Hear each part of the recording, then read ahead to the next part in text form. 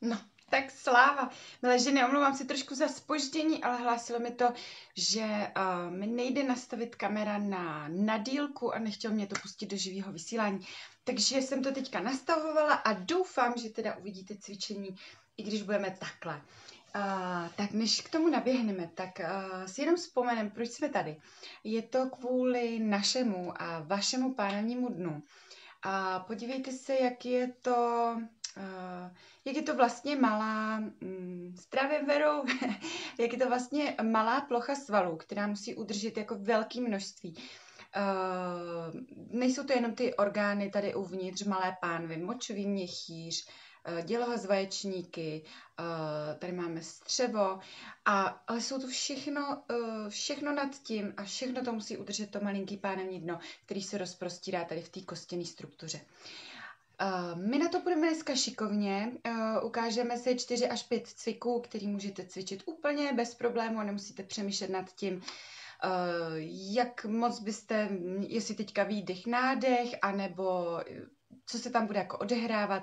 Tím, že ovlivníme pohyb končetin a nastavíme si pánev a nastavíme si páteř a do toho ještě správně dechneme, tak se to bude dít, ale jsou to prostě malé věci, protože pánevní dno je malá věc, má rádo malý počet opakování, jemné věci, a takže i když byste chtěli sebe víc a prostě cvičit pánevní dno, představujete si to, jako když prostě trénujete na maraton, tak to bohužel úplně nefunguje v tomhle případě. Tak, já teda máme to nastavené takhle na výšku, musíme si s tím poradit, ale věřím tomu, že mě dobře uvidíte. Když chcete posadit svůj pánev, tak ji posaďte takhle na paty, ale dejte si pozor, abyste nebyli prohnutý, anebo naopak nepodsazovali pánev. Zkuste se na těch patách vytáhnout nahoru. A samozřejmě přirozená křivka páteře tady je, ale nejde mi o to, abyste nevysazovali zadek dozadu. Jo? Snažím se jakoby kostrč a sponastitka směřovali kolmo dolů, jsem opřená o paty a je to úplná pohoda. Jo? Pokud by vás to limitovalo, co se týče kloubů koleních, anebo prostě je to pro vás nepříjemný takhle dosednout až na paty, klidně běžte do tureckého sedu, anebo nohy od sebe. Tak, už teďka, že jste položili to pánevní dno, je pro něj jako velký benefit, protože málo kdy můžete pánevní dno opřít o něco. Jo, protože ono stojí na těch chodidlech, ale od chodidel je hrozně nahoru a působí na něj ta gravitace a takhle vy se do toho můžete opřít. Tak, teďko, šáhněte si tady na ty spodní žebra, co máte tady pod podprsenkou, a roztáhněte si prsty takhle široce a uchopte si hrudník. A já se budu nadechovat. Nádech do strany a dozadu a výdech zpátky. To, že mi bude i hrudník maličko dopředu, to je normální, to umíme. Ale já potřebuji, abyste se zaměřili na to, aby vám šel ten tlak toho dechu, hlavně pod ty prsty, a ty, když si takhle obejmete, tady dole, tady když si našaháte, tak jsou tam ty spodní žebra a mají krásnou možnost, protože jsou volná, právě jít od sebe a k sobě. Takže my se půjdeme do nich nadechnout. Nádech a výdech. Možná to malinko uvidíte na videu, že se mi opravdu ty prsty oddalujou do strany, ale vzadu byste se měli zatlačit i do palců. Jo, když se vám otočím takhle vzadu, tak dýchám i tady dozadu. Budeme ještě jeden nádech a výdech. Proč je důležitý pánevní dno jakoby nastartovat nádechem a výdechem? Protože pánevní dno si posiluje jakoby celý den bez toho, aniž by vy jste to vnímali. Jo? My ho ale musíme jako trošku jakoby pozbudit a připomenout mu, jak byste chtěli, aby pracovalo. A výsledkem není to, že umíte dokonalou soustavu prostě pro pánevní dno, ale výsledkem je to, že když jdu, nebo sedím, nebo si jdu zaskákat, že to pánevní dno funguje uvnitř tak, jak má, protože už ví, protože chytilo ten vzorec, prostě vzpomnělo si, jak to bylo dřív. Jo? Takže teďka my jsme vlastně udělali to, že jsme udělali nádech, bránice mi krásně rozšířila ta volná žebra, malinko posunula dolů, pánevní dno to hezky udrželo a s výdychem bránice lehce stoupá nahoru a pánevní dno jakoby za ní putuje taky nahoru. A oni spolu takhle jakoby jezdí, tohle je mega přehnaný, odehrává se to jenom prostě, to jsou centimetříčky, co se odehrává tady vevnitř, ale jezdí spolu takhle nahoru a dolů. A to je to, co my tam potřebujeme dostat. Takže tímhle dechem si pánevní dno vzpomnělo, jak má jezdit prostě nahoru a dolů a jak mu ta bránice k tomu může pomoct. Tak, pojďte ještě si, buď zůstaňte na patách, anebo si pojďte do tureckého sedu a nohy si přehoďte, protože většinou cvičíme pořád na stejnou nohu. Je to stejný, jako když si jdete vyluxovat, tak taky chytíte lux stejným způsobem, jo? Pořád jsme zvyklí, máme naučený jeden směr, a takže třeba ta strana, která je silnější, tak ji prostě používáme víc, protože je nám to pohodlnější. Takže teď si přehoďte nohy. A teď já potřebuji rozhýbat páteř. Když se mi podaří rozhýbat páteř, tak je to další benefit pro pánevní dno, protože páteř prostě vlastně jde dolů, končí to tou kostí křížovou a vzadu kostrčí ocáskem a tam už se zase napojují svaly pánevního dna. Takže kdykoliv já pohnu páteří, tak má to vliv na pánevní dno. Tak, sedím, jsem zapuštěná sedacíma hrbolama, to jsou tady takový dva výběžky, tak když posadím tu pánev, tak sedí hezky, rovnoměrně na podložce a půjdu jenom zlehka stranou. Roztáhnu si prsty a půjdu s výdechem stranou, ale nepomáhám tomu, zůstanu sedět a vytáhnu se stranou. S nádechem půjdu na druhou stranu. Tak, zase jsem zapuštěná do podložky. Nádech a s výdechem jdu stranou. Nádech a s výdechem spouštím stranou. A snažím se, aby ta pánev se zapouštěla do podložky, takže jdu i mírnej protitah a tady se by to krásně natahuje, ale jde mi hlavně taky o tu páteř. Dejte si pozor na ruku, aby nešla před obličej ani za ucho, ale má mít tak jako krásně. Pokrčte se v té ruce, půjdete níž, jo? Pokrčte se v té ruce, nechte klesnout rameno. Tak.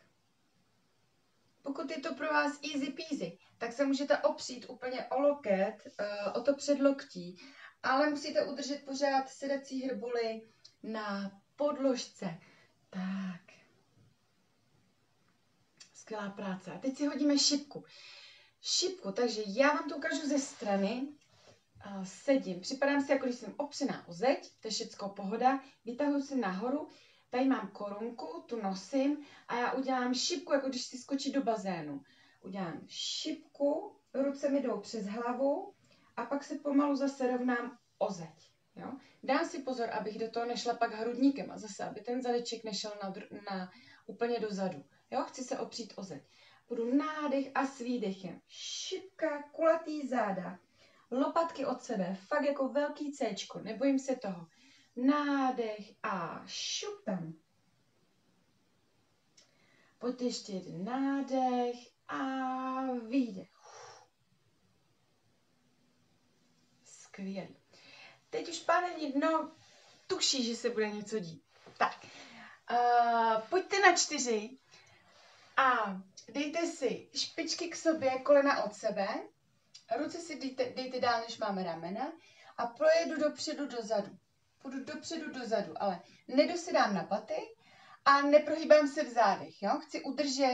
Chci udržet záda na příjmení a hlava je v prodloužení páteře, takže teď už na mě nekoukejte, hlavou koukáte dopředu a jedu k ramenům a k patám. K ramenům a k patám. Když to chcete vytunit, tak si dáte jeden nádech dopředu a výdech dozadu, nebo opačně, není to nic proti ničemu. Tak, chvilku si ještě teďka jezděte, já vám řeknu, co se vlastně děje teď s vaším pánevním dnem. Když se podívám na ty sedací hrboly, jezděte pořád dopředu, dozadu. Když se podíváte na sedací hrboly, kde je upnutá jedna vrstva pánevního dna, tak ty sedací hrboly v tomhle pohybu jdou od sebe k sobě, od sebe k sobě. Co se teda děje se svalíkama je, že jdou od sebe k sobě, od sebe k sobě. Samozřejmě ty sedací hrboly úplně nejdou spojit, nespojí se vám tady, ale jsou to malý pohyby.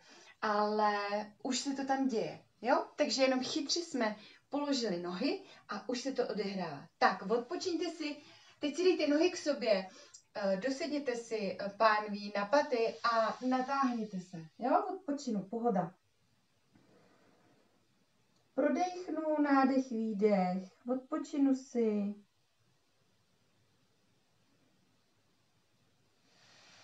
Tak, další můj oblíbený cvik je, že si dám nohu do rytíře, snažím se, abych měla koleno a kotník pod sebou, druhá noha je pohoda, tam se nic neodehrává.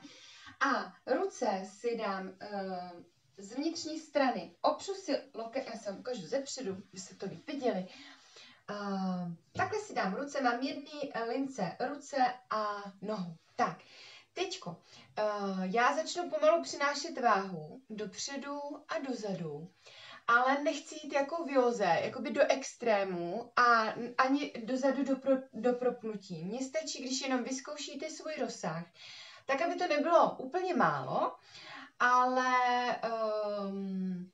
abyste cítili, abyste ten pohyb prostě cítili, jo? Rozhýbám to dopředu, dozadu.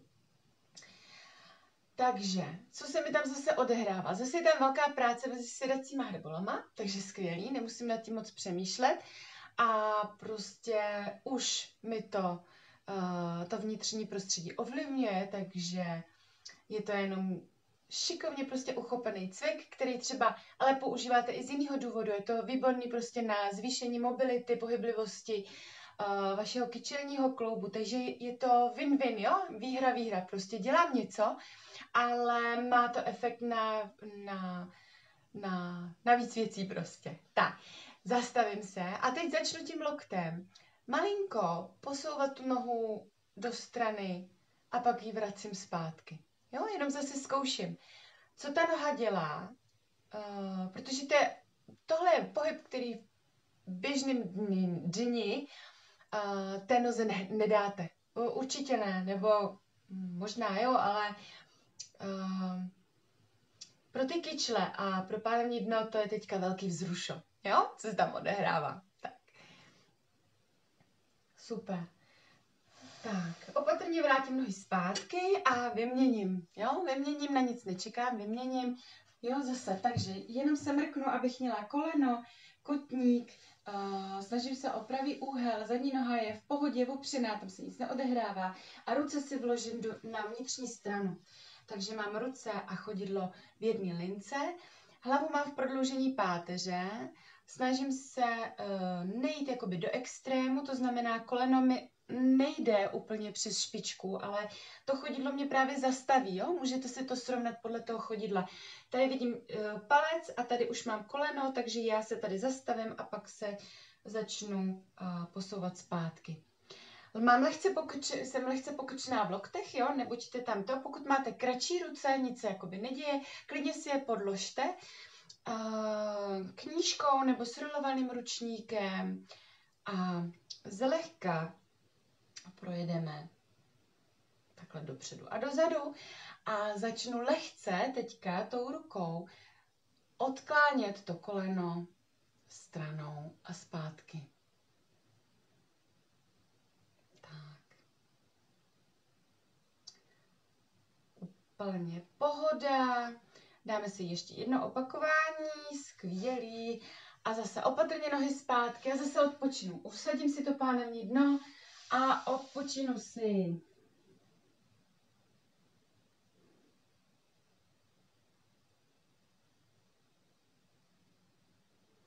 Nádech, výdech a vrátím se zpátky. Tak.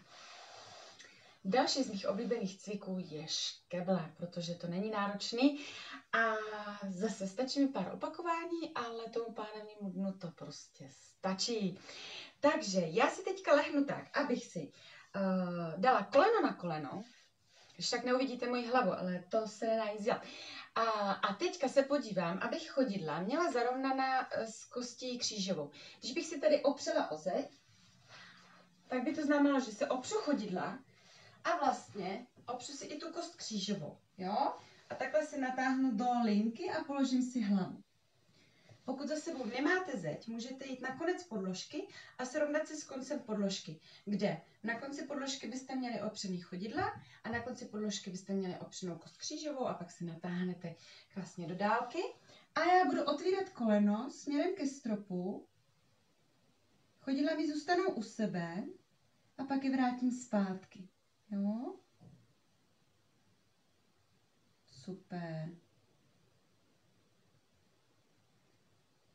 Stačí mi 4-6 opakování. Pak už stejně ucítíte zadeček a stehno, takže pokud potřebujete tvarovat, no tak si jich dobře dáte 12, ale pánevní dno, jakmile to přebere jiná svalová skupina, tak prostě pánevní dno začne odpočívat, takže vy víte, že těch prvních 4-6 pro pánevní dno, když si jich dáte 12, tak už si rýsujete prostě zadeček, boky, což je taky super, takže nechám na vás.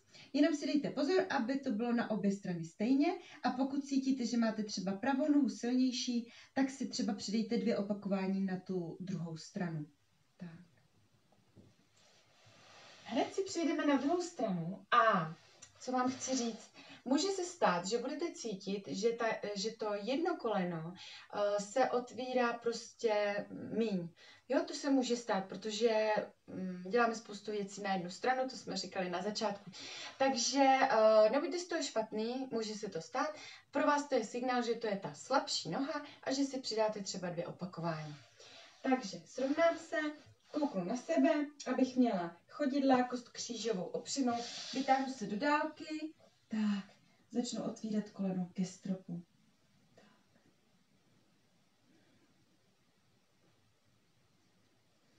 Můžete si cvik spojit s dechem, já si nadechnu, s výdechem otevřu. Nádech se připravím a s výdechem otevřu.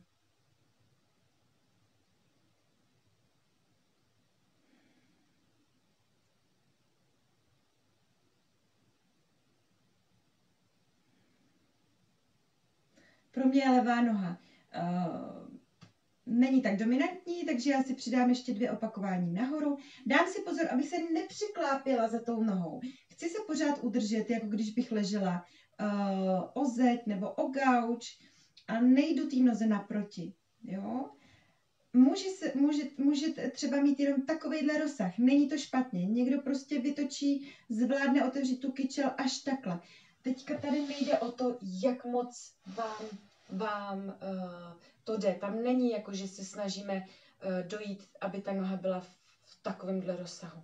Jo? Tam se ty věci odehrávají, ať už to je malý pohyb nebo větší pohyb, ale nepomáhám tomu záměrně jinýma svalíkama nebo tím, že se natočím, protože mi nejde o to, abych ten pohyb té nohy udělala co největší, co nejvíc roztáhla nohy, ale jde mi o to, aby se zapojily ty správné svaly. Jo? Tak, a teďka holky, půjdeme pánevní most, protože ten je prostě úplně skvělej a jmenuje se prostě pánevní most, takže je to klasický most, který znáte.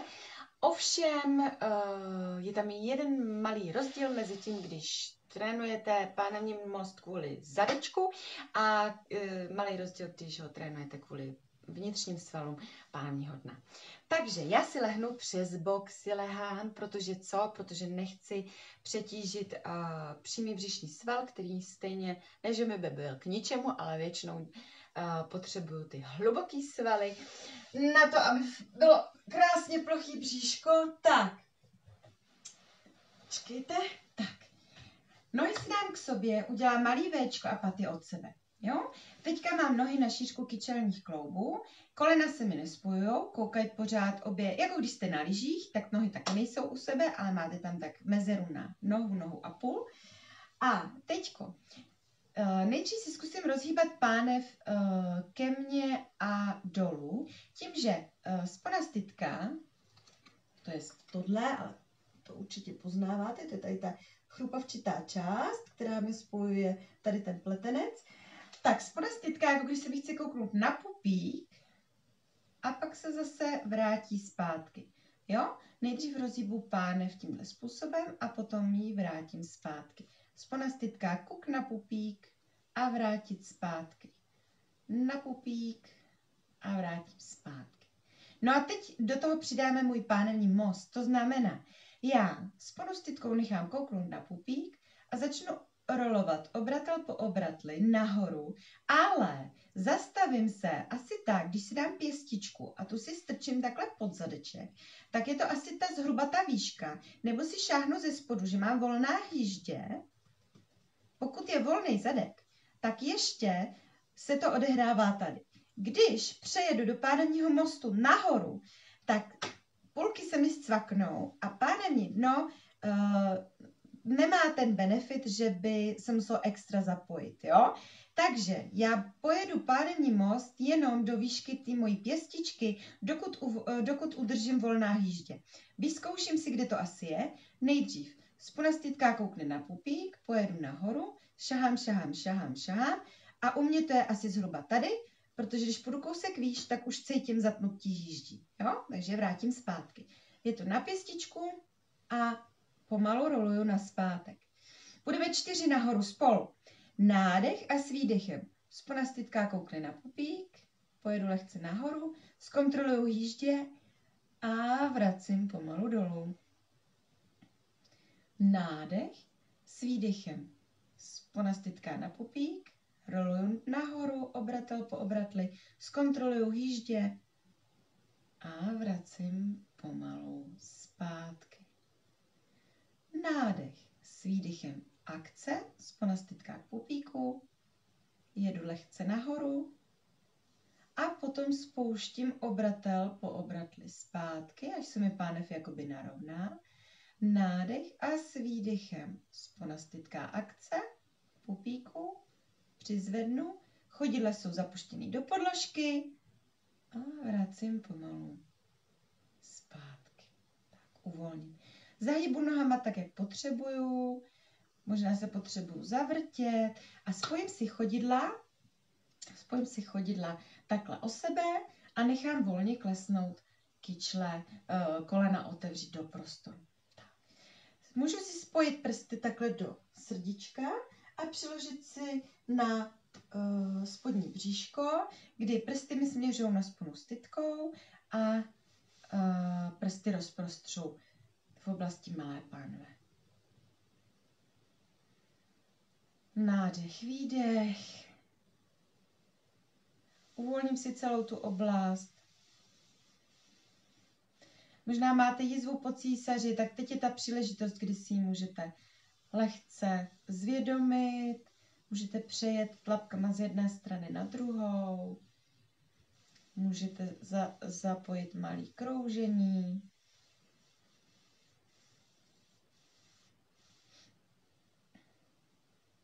A opatrně. Jedno koleno zpátky, druhé koleno zpátky. Přetočím na bok a přes šikmíset jsem zpátky.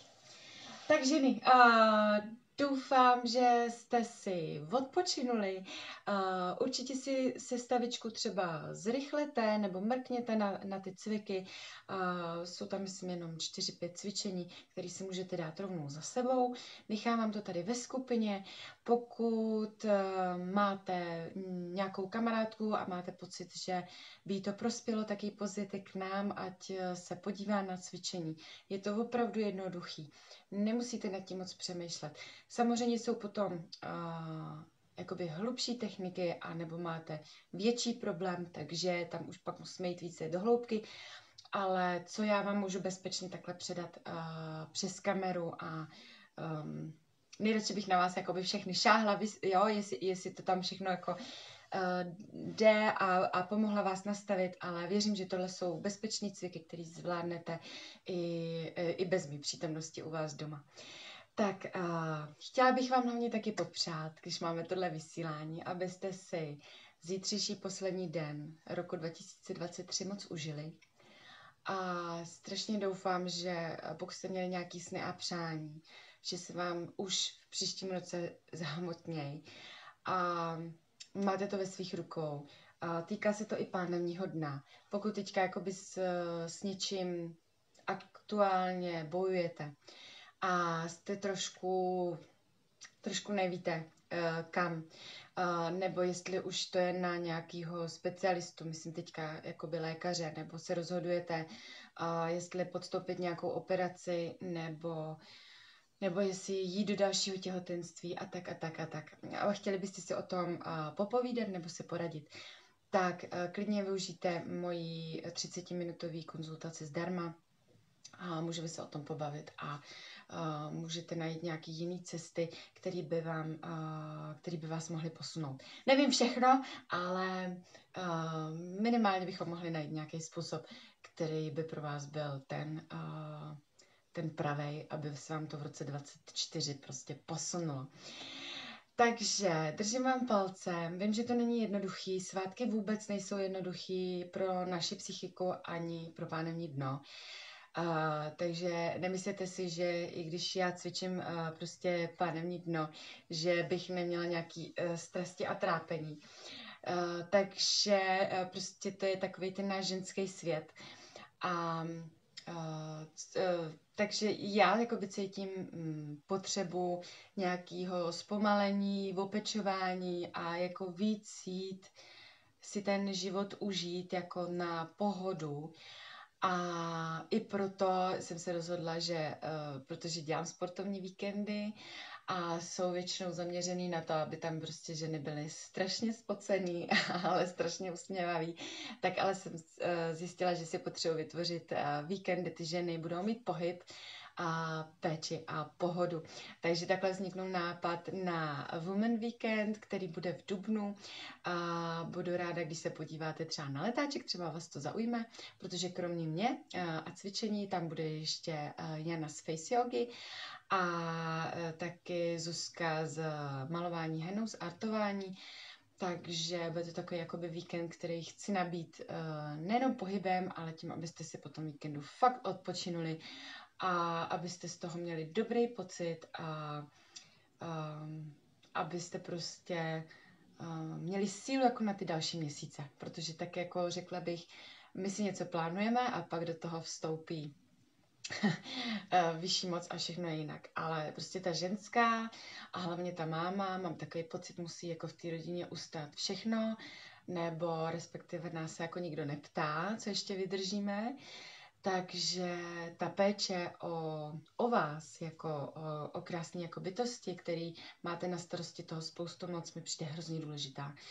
A tím, že se mi blíží příští rok 40, tak je tam i jakoby nějaké uvědomění, že mladší nebudem, chytřejší už jsme a teď jenom toho prostě jako využít. Jo, využít náš prospěch, takže možná bych řekl, že někdo je to jako třeba takový sobecký, ale o vás se stejně nikdo tak hezky jako vy nepostará.